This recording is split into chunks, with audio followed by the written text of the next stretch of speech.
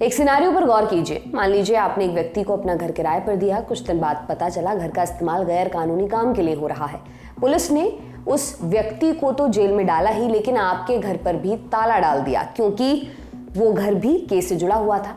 अब ऐसे में आप क्या करेंगे? ऐसा ही एक सवाल पिछले दिनों दिल्ली हाईकोर्ट के सामने आया। मामला दिल्ली के जामिया नगर में मौजूद एक घर का है, जिसे यूएपीए के केस में राष्ट्रीय जांच एजेंसी एनआईए ने जब्त कर लिया था। इसके बाद घर का मालिक दिल्ली हाईकोर्ट पहुंच गया। कोर्ट ने इस मामले पर टिप्पणी करते हुए कहा, यूएपीए के तहत किसी जगह को अधिसूचित करने का इरादा ये होता है कि उसका इस्तेमाल गैर कानूनी गतिविधियों के लिए ना किया जाए। इसका इरादा निर्दोष मालिकों की संपत्तियों को जब्त करना कतई नहीं है। संपत्ति जब्त होना भारत में आपराधिक मामलों में आपने कई बार सुना होगा कि अमुक की संपत्ति जब्त हो गई, कुर्की हो गई। आज आसान भाषा में आपको इसी के बारे में समझाते हैं कि कानून के तहत सरकार कब किसी की संपत्ति को जब्त कर सकती है, इस संपत्ति का होता क्या है, कुर्की क्या होती है और इसकी प्रक्रिया क्या है, और दिल्ली हाईकोर्ट में चल रहा केस क्या है। नमस्कार, मेरा नाम दिव्यांशी सुमराव है। आप देख रहे हैं जटिल मुद्दों को सरलता से समझाने वाला हमारा प्रोग्राम आसान भाषा में।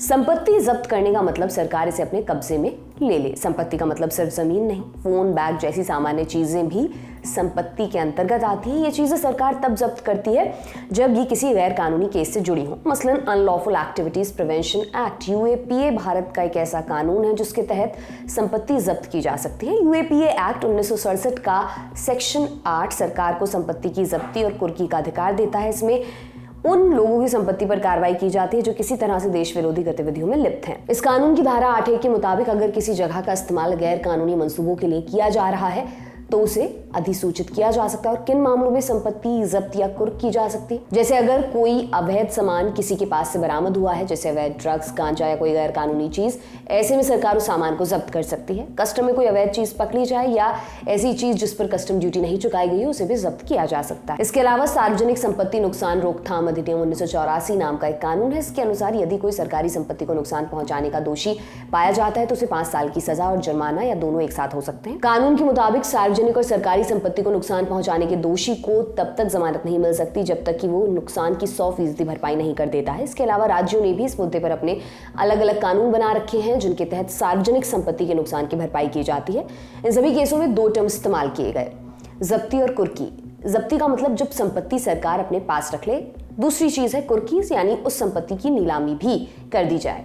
इन दोनों में एक अंतर यह है कि कुर्की हमेशा कोर्ट के आदेश पर होती है, जबकि जब्ती की कार्रवाई पुलिस भी कर सकती है। सीआरपीसी यानी कोड ऑफ क्रिमिनल प्रोसीजर की धारा 82 से 86 तक कुर्की का प्रावधान दिया गया। यानी पुलिस अधिकारी अपने स्वविवेक से जब्ती कर सकते हैं, पर कुर्की के लिए कोर्ट का ऑर्डर होना जरूरी होता है। कुर्की भी 2 तरह की होती है, एक सिविल और एक क्रिमिनल। सिविल कुर्की, अगर किसी व्यक्ति का सरकार या किसी अन्य व्यक्ति पर पैसा बकाया होता है और वो पैसा ना चुका रहा हो तो कोर्ट कुर्की का वारंट जारी करता है। कोर्ट इसके लिए एक रिसीवर नियुक्त करता है जिसे बेलिफ कहा जाता है। बेलिफ एक कानूनी अधिकारी होता है जो ये सुनिश्चित करता है कि अदालत के फैसलों का पालन किया जाए। अंग्रेजी में इसके लिए कस्टोडियन शब्द का इस्तेमाल किया जाता है। दूसरे प्रकार की कुर्की होती है क्रिमिनल कुर्की। फर्ज कीजिए कि किसी मामले में व्यक्ति को जेल की सजा के साथ 5 लाख का जुर्माना लगाया गया है। यदि वो जुर्माना नहीं भरता तो फिर क्रिमिनल कुर्की होती है। हत्या, धोखाधड़ी, जान से मारने का प्रयास और दूसरे गंभीर आपराधिक मामलों में भी कुर्की हो सकती है। साल 2023 में कुर्की की कुछ कार्रवाइयां उत्तर प्रदेश में हुई, काफी चर्चा में भी रही। इनमें मुख्तार अंसारी और अतीक अहमद जैसे लोगों की संपत्ति सरकार ने जब्त कर ली थी। सामान की कुर्की होने के बाद उसका क्या होता है? पुलिस जब जब्ती करती है तो वो इन चीजों को अपने मालखाने में जमा कर देती है। जरूरत पड़ने पर पुलिस इन चीजों को सबूत के तौर पर कोर्ट में पेश कर सकती है।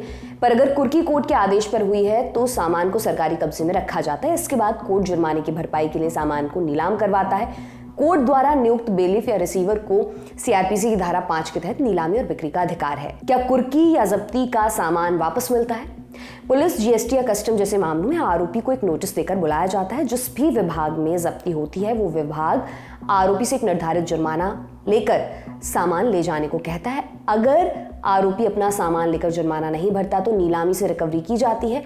अगर कोर्ट से कुर्की का आदेश पारित होता है तो सीआरपीसी की धारा 84 के तहत ऑर्डर के खिलाफ 6 महीने के भीतर कोर्ट में आपत्ति दायर की जा सकती है।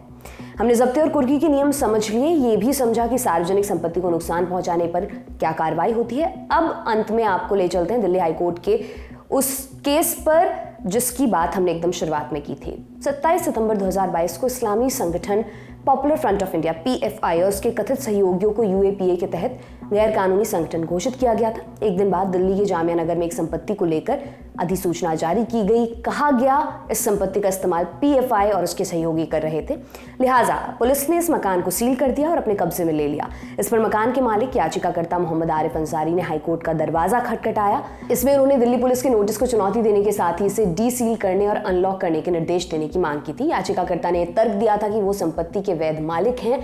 उनके वकील ने कहा कि मालिक PFI का सदस्य नहीं था और उसे इस बात की कोई जानकारी नहीं थी कि किराएदार PFI का सदस्य था।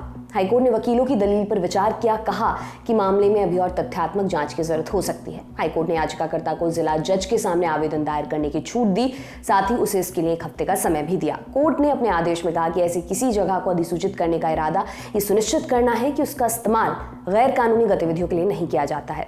इसका इरादा निर्दोष मालिकों की संपत्ति को जब्त करना कतई नहीं है। ऐसा इसलिए क्योंकि संपत्ति के मालिक किसी गैर कानूनी संगठन या गतिविधि से नहीं जुड़े हैं। तो आज की आसान भाषा की किश्त में इतना ही। आपके लिए तमाम जानकारी जुटाई थी हमारे साथी मानस ने। देखते रहिए दी लल्लन टॉप। बहुत बहुत शुक्रिया।